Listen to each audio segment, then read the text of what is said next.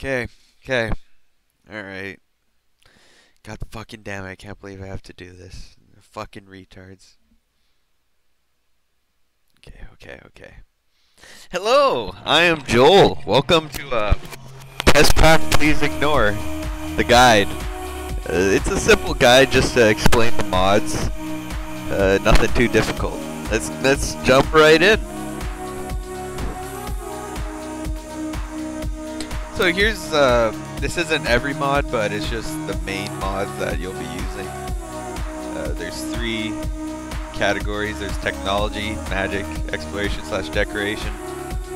So technology and magic are two completely different things. If you want to do technology, you don't really have to touch much magic, and if you want to do magic, you don't have to touch much technology. I chose this mod pack because it allows you to basically do your own thing. A lot of these mod packs can be run on their own and without the requirements of the others, so everybody can sort of go off and do their own thing. So first off, we'll just start off with advanced genetics. That 2 out of 3 there beside the title is just how hard the mod is. It's pretty easy to set up. It's not something you can just throw together based off of intuition. But you might have to Google a couple of things. It's pretty simple to set up. So advanced genetics is just a mod that lets you create genetics in the game. So you can skin various animals and inject their DNA into your blood. So for example, if you skinned a squid, you could get it water breathing into your DNA. Next up we got applied energistics. Fairly simple to set up. It's a mid to late game-ish thing, which allows you to store all your items in one area. Just a computer system which stores all of your inventory and items, so you don't have giant rooms full of chests. You can also set up some auto crafters, so you don't have to craft anything anymore. That's when it gets a little more complicated, but just the basic storage system is extremely easy to set up. So we got big reactors. This mod's a little bit harder. It adds in multi-block reactors, which allow you to generate grotesque amounts of energy. They're completely safe though, they won't blow up or anything on you, and is a staple of late game energy production. Next up we got buildcraft. This just adds in pipes, a couple ways to generate power, oil, some transport systems, and it also adds in some blocks like pumps and quarries, which are used a lot for generation of liquids in the work. Then we got modular force fields. Don't go near this mod at the beginning. You will not figure it out. It just adds in, as you guessed it, modular force fields for your base, but it's fairly complicated. Next up we got computer craft. This just adds in Lua coding into the game. Unless you took comp sci or you know how to code Lua, don't go near this mod.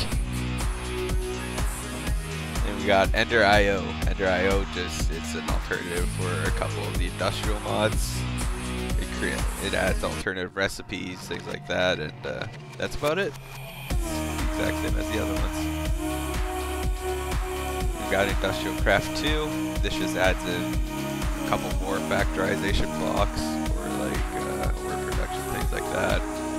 Also adds in a bunch of ores and quantum armor, which is the late to mid game-ish armor for the technology tree. You got mechanism. Mechanism adds even more factorization blocks like alloy smelters, things used to produce steel, things like that. But it also adds in a block called the universal cable, which is for technology a godsend. It converts electricity between mods so that you don't have to build giant converters, and it makes it a lot easier to wire things together. I got thermal expansion. This adds in probably the most factorization blocks. Half of your factor will be this. There's redstone smelters, which are electrical furnaces that smelt way faster. There's a bunch of alloy smelters, pulverizers, everything you can imagine for a factory.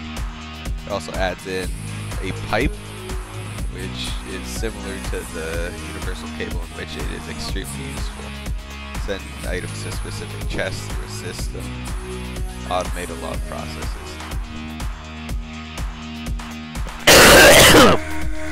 And we got Mine Factory Reloaded. This just adds in a bunch of production blocks, not factorization blocks, where you can create auto farmers, slaughterhouses, fish farmers, tree farmers, wheat farmers, whatever you want. And we got Railcraft. It's pretty straightforward. It just adds in a bunch of rails that you can craft. Just don't touch high-speed rails or else you'll kill yourself. Got Redstone Arsenal / Armory. This just adds in a bunch of redstone tools, which mine way faster, do way more damage, and they run off of electricity instead of durability. And we got Steve carts. These are just modular mine carts. You can have it run tree farms, dig tunnels, create rail networks, whatever you want. We got Tinker's Construct. This is probably a mod everybody will use. It's extremely simple to set up, and it allows you to create various tools using a forge. These tools don't break, ever. You can throw them in lava and nothing will happen to them, but you'll be able to craft like pickaxes that can dig a 3x3 area, regular axes that can just cut down entire trees at once, and you can upgrade them over and over and over again so that you don't really have to build new ones.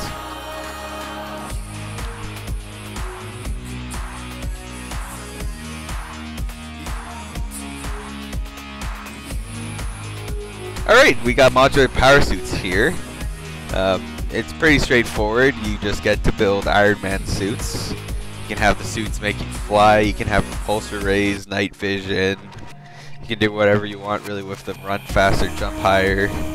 It's just an Iron Man suit, that's all it really is. Okay, just give me a second here.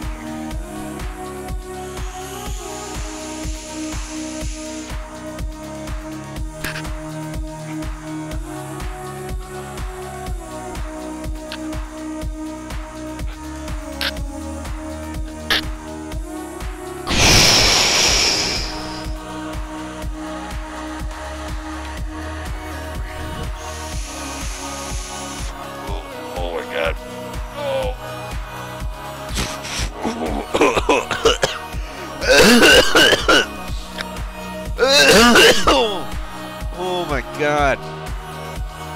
Oh. My head. Oh. Oh.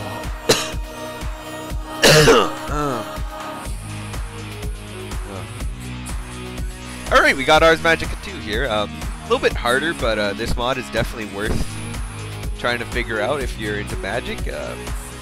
Adds in these weird altars which allow you to craft spells. You know, you can throw fireballs, summon lightning, do whatever you want, summon bosses. This mod pack has a shit ton of bosses. I think it's like 20 to 30 bosses or something like that. It allows you to cast spells. Next up we got blood magic. This magic is focused a lot more around sacrifice and rituals. It's a lot more utilitarian. Also, it allows you to craft like altars which teleport ores to the surface. You can build weird ritual stones which allow you to walk on water or walk through the air. A bunch of things like that. And it's pretty useful for any magic users. Next up we got Botania. This mod is a lot more plant-based. They didn't want any wires or anything like that. It allows you to create plants which can generate items and things like that. So we got Darkcraft. This is more of an auxiliary mod. You can't really live off of it on its own, but it allows a lot of like imbuing tools, things like that, where you can imbue experience into tools and items. You can also craft armor, which allows you to run faster, jump higher. It's pretty useful as an auxiliary. Next up, we got magical crops. If you're not going the technology slash factory route, you would probably want to set up this, because it's crops which allow you to grow any ore. So you can have like an iron ore farm, where you just grow iron, or a diamond farm, weatherstone farm, coal farm, redstone farm, any ore really. It allows you to craft farms, and it's extremely easy to set up. Next up, we got Thaumcraft. This is probably the biggest magic mod in the mod pack. It's a lot more steampunky. It adds tools, golems, summon mobs with it. You do a lot with it. Next up, we got the Twilight Forest. Twilight Forest adds in its own dimension called the Twilight Forest, if you didn't guess. And it's so vast and expansive that you could essentially just build a portal to the Twilight Forest and never have to return to the overworld.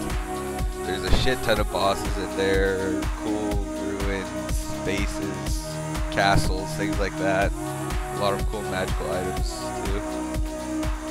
Next up, we got Witchery. Witchery is a lot more utility based as well. Allows you to craft potions, things like that. You can summon a bunch of mobs with it. It essentially turns you into a Minecraft witch. So we got Xeno's Relinquery. This mod just adds in a bunch of items. It's not really craftable or expansive in any way, but they're pretty useful. So we got Natura. Natura just adds a shit ton of trees and plants everywhere. It makes it a lot more diverse forest and things like that. It also completely defaces the nether, so it looks completely different. There's like wasp nests and shit there now. It's pretty cool. And speaking of wasps, now we get into bees. So if you don't want to go the magic or industrial route, you could always just work with bees. They're a little bit harder to set up, but come on man, a bee farm that generates diamonds and iron and shit like that, that's pretty cool.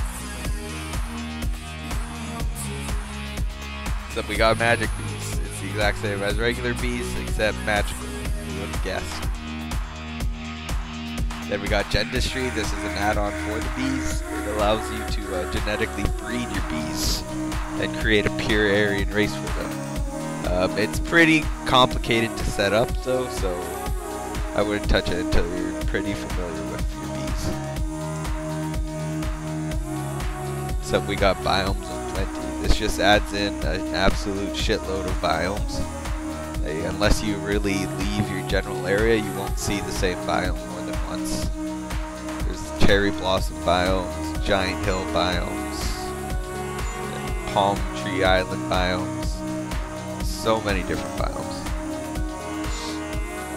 Next up, we got Carpenter's Blocks. This is a mod that is extremely easy to set up, and if you want your base to look nice, you'll probably want to use this mod too. It adds in smooth slopes.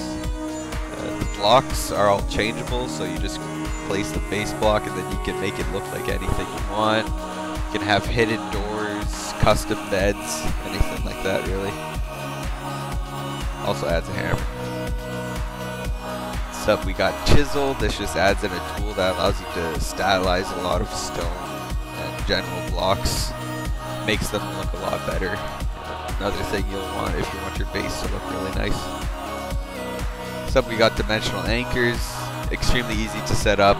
All they are is chunk loaders. So if you have a farm or something like that, you can just place this down and it'll always keep it loaded even if you're in another dimension or offline.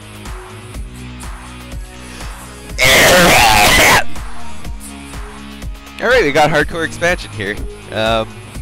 This just completely overhauls the end, so that is completely different now. Still have the basic Ender Dragon boss fight, but once that's over with, it adds a bunch of new biomes, islands, things like that, where a bunch of cool little relics spawn. These weird eye thingies, I don't know what they do, but it adds in this weird relic that summons a bunch of Endermen. It also adds a lobotomizer for Enderman. Next up, we got Bibliocraft. It's a fairly simple aesthetics mod. Just adds in a bunch of blocks like desks, chairs, shelves, display stands, things like that.